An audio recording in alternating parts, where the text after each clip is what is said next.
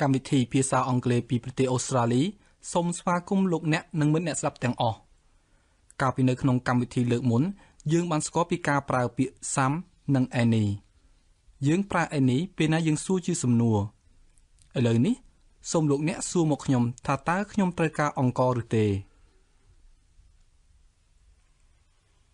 Do you need any rice? សូមធ្វើសំណួរនោះឲ្យទៅជាប្រយោគបដិសេធវិញម្ដង You don't need any rice. បាទឥឡូវនេះសូមធ្វើជាប្រយោគធម្មតាវិញ You need some rice. តើលោកអ្នកនិងមិត្តទាំងអស់នៅចាំបានច្បាស់ល្អឬទេក្រៅពីនេះទៀតយើងក៏បានស្គាល់ពីការប្រើ much និង many ដែរឥឡូវនេះសូមនិយាយថាលោកអ្នកមិនមាននំច្រើនទេ I don't have many cakes. ហើយមិនមានអំបិលច្រើនឡើយ And not much salt.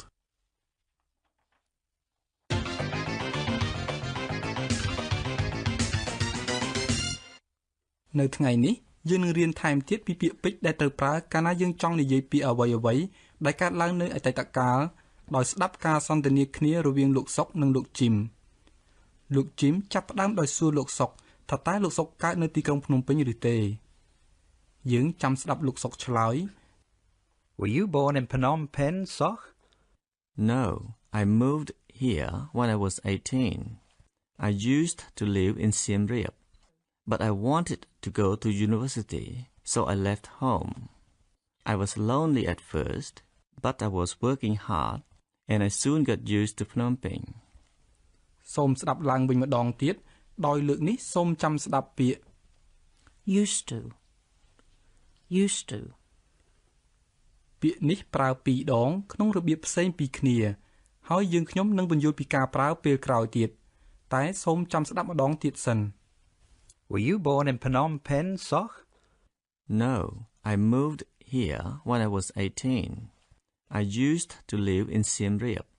but I wanted to go to university, so I left home. I was lonely at first, but I was working hard, and I soon got used to Phnom Penh. លោកជីមចង់ដឹងថាតើលោកសុកកើតនៅទីក្រុងភ្នំពេញឬ Were you born in Phnom Penh, Sok?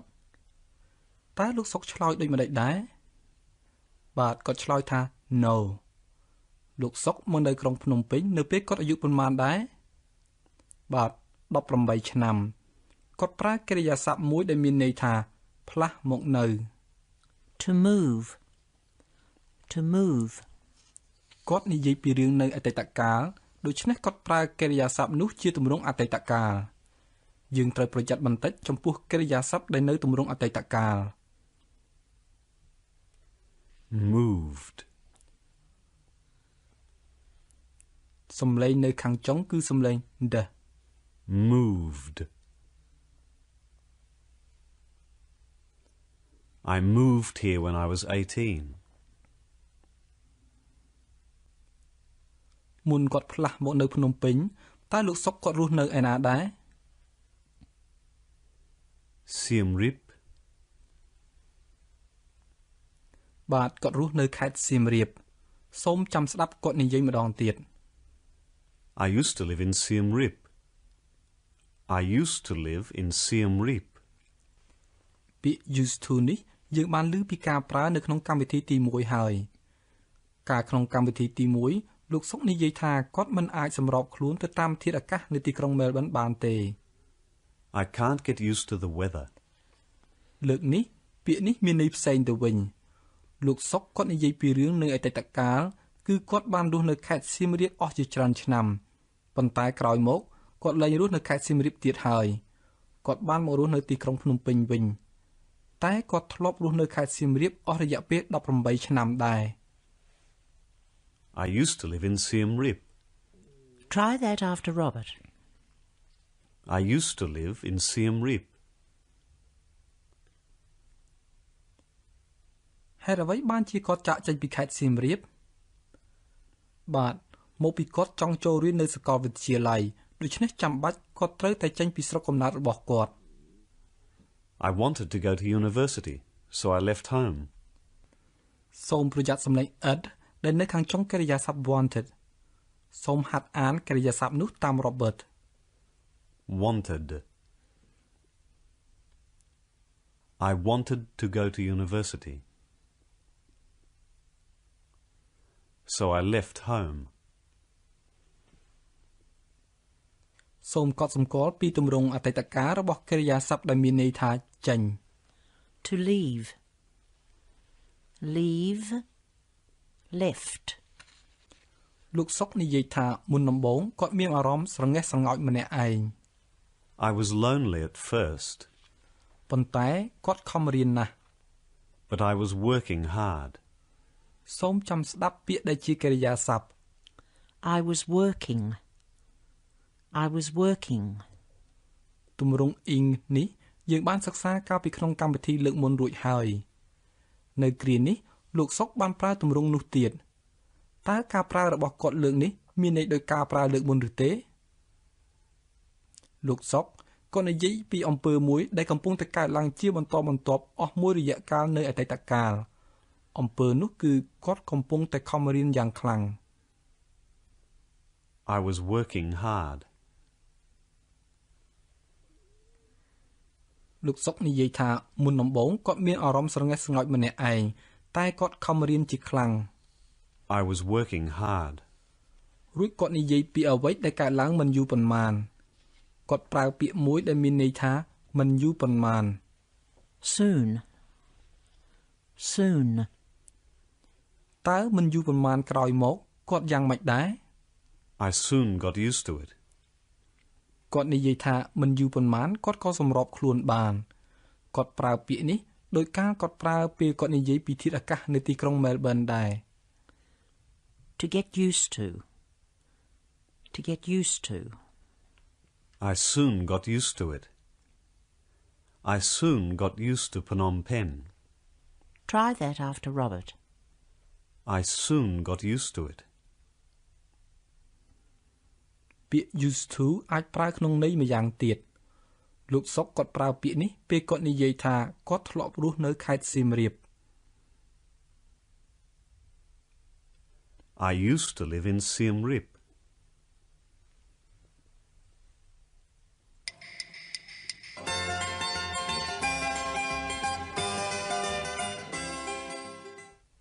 លោកសុកនិងលោកជីមទាំងពីរនាក់រៀននៅសាកលវិទ្យាល័យនិងមានប្រពន្ធរៀងៗខ្លួនតើអ្នកទាំងពីរមានប្រពន្ធពេលកំពុងនៅរៀនឬក៏ក្រោយពេលប្រឡងចេញពីសាកលវិទ្យាល័យហើយយើងចាំស្ដាប់អ្នកទាំងពីរនិយាយគ្នា While I was studying, I met Tita's mother. We fell in love and we married after we graduated. When Carol and I married, I was still studying, but Carol was teaching. បាទមានម្នាក់មានប្រពន្ធពេលកំពុងនៅរៀននិងម្នាក់ទៀតក្រោយពេលប្រឡងចេញពីសាកលវិទ្យាល័យហើយ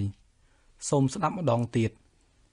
While I was studying, I met Tita's mother. We fell in love and we married after we graduated. When Carol and I married, I was still studying,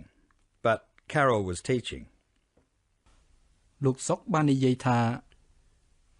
While I was studying, I met Tida's mother. លោកសុកគាត់ជួបម្ដាយនាងធីតានៅពេលដែលគាត់កំពុងរៀនសូមលោកអ្នកនិងមិត្តទាំងអស់ចាំស្ដាប់ពីទម្រង់របស់កិរិយាសព្ទ While I was studying. Was studying. I met Tida's mother. Met. យើងបានជួបការប្រើទម្រង់កិរិយាសព្ទបែបនេះកាលពីនៅក្នុងកម្មវិធីលើកមុនរួចមកហើយកិរិយាសព្ទដែលប្រើនៅក្នុងឃ្លានោះសុទ្ធតែនៅទម្រង់អតីតកាលកិរិយាសព្ទមួយជាទម្រង់ ing សម្រាប់បញ្ជាក់ពីអំពើមួយដែលកំពុងប្រព្រឹត្តទៅជាបន្តបន្ទាប់ហើយទម្រង់អតីតកាលធម្មតាសម្រាប់បញ្ជាក់ពីអំពើមួយដែលកើតឡើងក្នុងរវាងដែលអំពើមុនកំពុងតែប្រព្រឹត្តទៅនោះ While I was studying. លោកសុកគាត់កំពុងតែសិក្សាអស់មួយរយៈមកហើយតើនៅពេលនោះមានអ្វីកើតឡើង He met Tida's mother. បាទគាត់ជួបម្ដាយនាងធីតាអំពើនេះកើតឡើងនៅពេលដែលអំពើមួយទៀតកំពុងតែប្រព្រឹត្តទៅហើយយើងសន្មតថាមុនជួបម្ដាយនាងធីតាគាត់កំពុងតែរៀនហើយក្រោយពេលជួបគាត់ក៏កំពុងតែរៀនដដែល Try that after Robert. While I was studying, I met Tida's mother.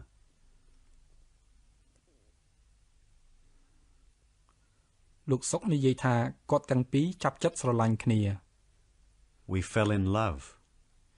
យើងបានជួបកិរិយាសព្ទមិនទៀងទាត់មួយទៀតហើយពាក្យថាចាប់ចិត្តស្រឡាញ់គ្នាភាសាអង់គ្លេសថា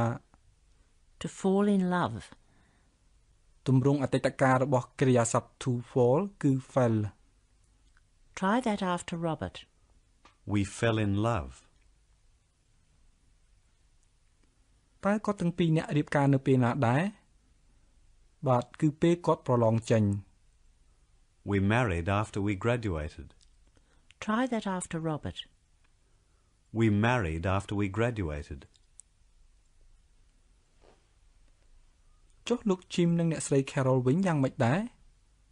គាត់ទាំងពីររៀបការពេលលោក Jim កំពុងតែនៅរៀនឬបាទគឺពេលគាត់កំពុងតែនៅរៀន When Carol and I married, I was still studying. លោក Jim និយាយថាគាត់កំពុងតែនៅរៀននៅឡើយពេលដែលគាត់ទាំងពីររៀបការនោះសូមចាំស្ដាប់ទម្រង់កិរិយាសព្ទ Was studying. I was studying. Married. When Carol and I married. ពេលនិយាយលោក Jim បានប្រើទម្រង់ទាំងពីរនៃកិរិយាសព្ទអតីតកាលដោយលោកសុកដែរគាត់កំពុងតែធ្វើអំពើមួយអស់មួយរយៈកន្លងមកហើយនៅពេលដែលមានអំពើមួយទៀតកើតឡើងនៅចន្លោះអំពើមុនដែលកំពុងតែប្រព្រឹត្តទៅអស់មួយរយៈមកហើយនោះអំពើដែលកំពុងតែប្រព្រឹត្តទៅអស់មួយរយៈនោះគឺ I was studying. នៅពេលដែលលោក Jim កំពុងតែធ្វើអំពើមួយអស់មួយរយៈមកហើយនោះគឺកំពុងតែរៀនគាត់ក៏មានធ្វើអំពើមួយទៀតគឺរៀបការ When we married. ក្រោយពេលរៀបការហើយលោក Jim ក៏បន្តធ្វើអំពើដែលគាត់កំពុងតែធ្វើមកមុនហើយនោះជាបន្តទៀតគឺសិក្សាចុះចំណែកអ្នកស្រី Carol វិញគាត់កំពុងធ្វើអ្វីដែរ Carol was teaching. ពេលដែលគាត់ទាំងពីររៀបការនោះអ្នកស្រី Carol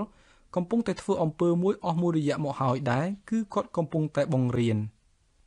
Try that after Monica. Carol was teaching. I was still studying, but Carol was teaching.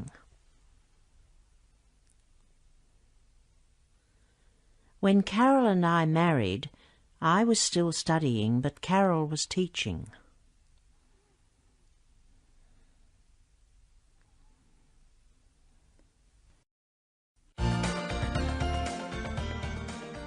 លោកស្រីអ្នកនាងកញ្ញាកំពុងស្ដាប់កម្មវិធីបង្រៀនភាសាអង់គ្លេសពីប្រទេសអូស្ត្រាលី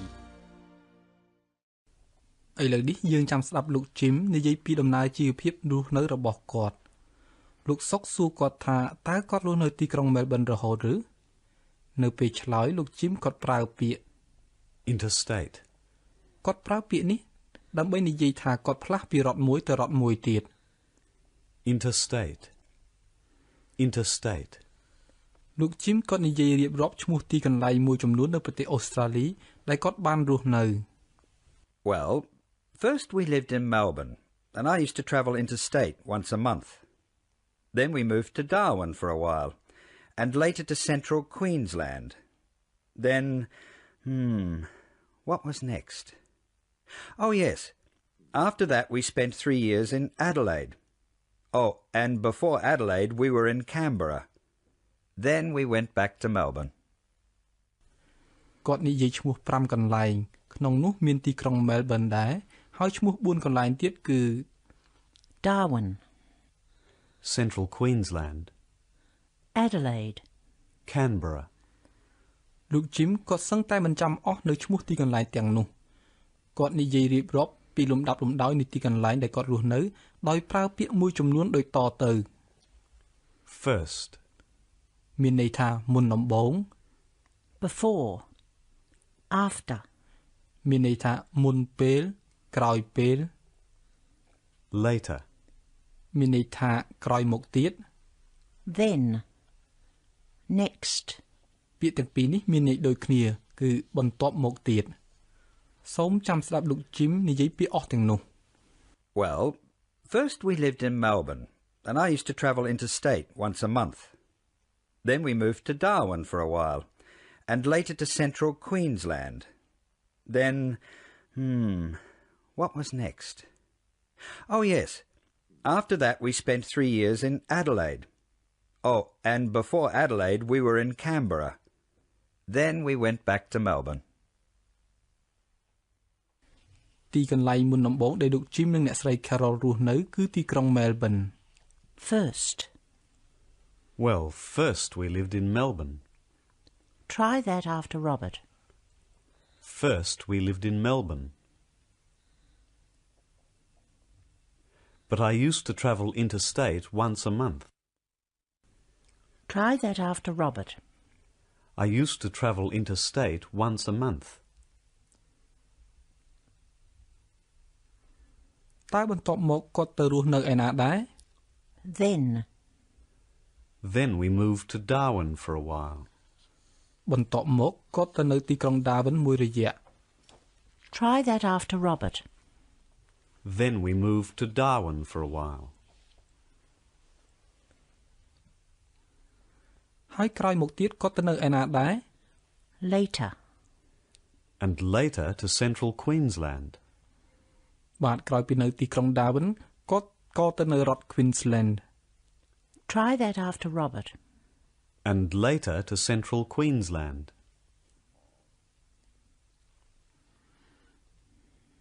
លោក Jim មានការលំបាកក្នុងការចងចាំពីការផ្លាស់ប្ដូរទីលំនៅទាំងនេះគាត់រកនឹកមួយស្របក់ដោយសួរខ្លួនគាត់ថាបន្ទាប់មកនៅកន្លែងណាទៀត Then. Next. Then... What was next? ឥឡូវគាត់នឹកឃើញហើយគឺក្រោយមកទៀតគាត់ទៅនៅទីក្រុង Adelaide 3 ឆ្នាំ After that. Oh, yes. After that, we spent 3 years in Adelaide. លោកអ្នកច្បាស់ជាស្គាល់កិរិយាសព្ទ To spend. To spend. យើងប្រើកិរិយាសព្ទនេះពេលយើងនិយាយពីរឿងចាយវាយប្រកាស To spend money. កិរិយាសព្ទនេះយើងក៏ច្រើនប្រើពេលយើងនិយាយពីការចំណាយពេលវេលាដែរ To spend time. After that, we spent 3 years in Adelaide. Try that after Robert. After that, we spent 3 years in Adelaide.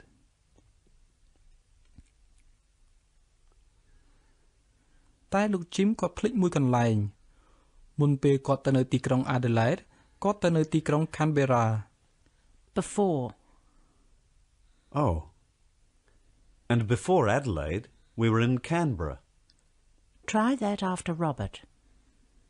Before Adelaide, we were in Canberra.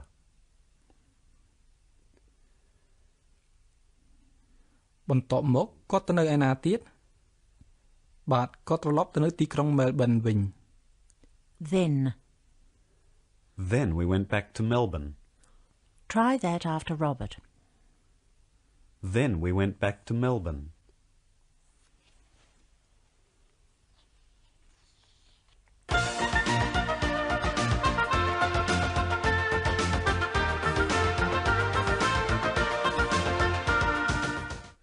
សួស្តីអស់លោកអ្នកនិងមិត្តទាំងអស់នៅថ្ងៃនេះយើងបានស្ដាប់ឮជាច្រើនដងនៅកិរិយាសព្ទមួយគឺ used to យើងនឹងហាត់អានសំឡេងដែលនៅខាងដើមកិរិយាសព្ទនោះសូមហាត់អានតាម Jane yellow yolk yes year ពាក្យដែលយើងហាត់អានទាំងនេះមានសំឡេង y ដោយសារពាក្យទាំងនោះចាប់ផ្ដើមដោយវាយឥឡូវនេះសូមហាត់អានពាក្យមួយចំនួនទៀតតាម Jane Q pure tune few ពាក្យទាំងនេះទោះបីមិនចាប់ផ្ដើមដោយវាយក៏ដោយក៏នៅតែមានសំឡេង y ដែរយើងហាត់អានពាក្យមួយចំនួនទៀត useful usually university ពាក្យដែលយើងទើបហាត់អានអំបញ្ញមិញចាប់ផ្ដើមដោយ you តែនៅតែមានសំឡេង y used to ឥឡូវនេះសូមហាត់អានពាក្យមួយចំនួននិងឃ្លាមួយទៀត young beautiful she used to be young and beautiful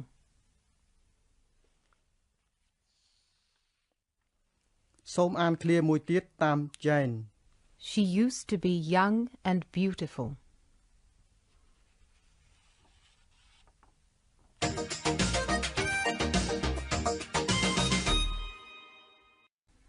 ឥឡូវនេះដល់ពេលយើងរំលឹកឡើងវិញពីការនិយាយនៅអំពើនានាដែលកើតឡើងនៅអតីតកាលដំបូងនេះយើងខ្ញុំនឹងសួរលោកអ្នកឲ្យឆ្លើយដោយសូមឆ្លើយជាឃ្លាពេញ Where were you born?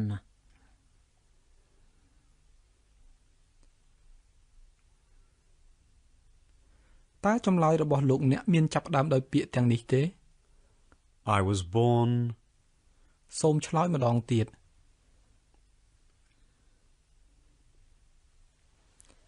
លោកសុកគាត់និយាយថាពីដើមគាត់ធ្លាប់បានធ្វើអ្វីមួយហើយអំពើដែលគាត់ធ្វើនោះឥឡូវគាត់ឈប់ធ្វើទៀតហើយតើគាត់ប្រើពាក្យអ្វីដែរ Used to.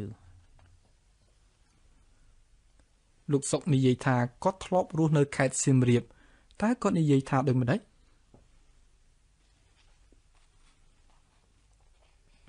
I used to live in Siem Reap.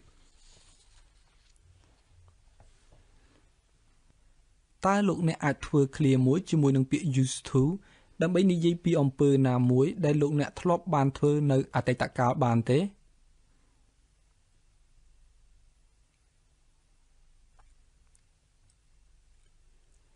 បាទសូមអរគុណលោកសុកនិយាយថាគាត់កំពុងតែនៅរៀនពេលដែលគាត់ជួបម្ដាយនិងធីតាយើងនឹងបំបែកឃ្លានោះជាពីរផ្នែកផ្នែកទី1លោកសុកនិយាយថាខ្ញុំបានជួបម្ដាយនិងធីតា I met Tida's mother. ផ្នែកទី2គាត់និយាយថាពេលដែលខ្ញុំកំពុងនៅរៀន While I was studying. តើលោកអ្នកនៅចាំពីរបៀបប្រើទម្រង់កិរិយាសព្ទ ing នៅក្នុងឃ្លាបែបនេះទេឥឡូវនេះយើងនិយាយឃ្លាទាំងអស់ឡើងវិញ While I was studying, I met Tida's mother. លោកជីមនិយាយថាគាត់កំពុងតែនៅរៀនពេលគាត់ទាំងពីររៀបការទម្រង់ឃ្លានេះដោយទម្រង់ឃ្លាដែលយើងទើបហាត់ធ្វើអំបញ្ញមិញតែខុសគ្នាត្រង់លើកនេះយើងប្រើពាក្យ when យើងហាត់ធ្វើឃ្លាដោយប្រើពាក្យនេះដំបូងយើងនិយាយថាខ្ញុំកំពុងនៅរៀននៅឡើយ I was still studying. តើលោកអ្នកមានប្រើពាក្យនេះទេ Still studying. ពាក្យនេះមានន័យថានៅឡើយសូមចាំអានតាមរបបម្ដងទៀត I was still studying. ឥឡូវនេះយើងនិយាយផ្នែកទី2ពេលដែល Carol និងខ្ញុំរៀបការ When Carol and I married. I was still studying when Carol and I married.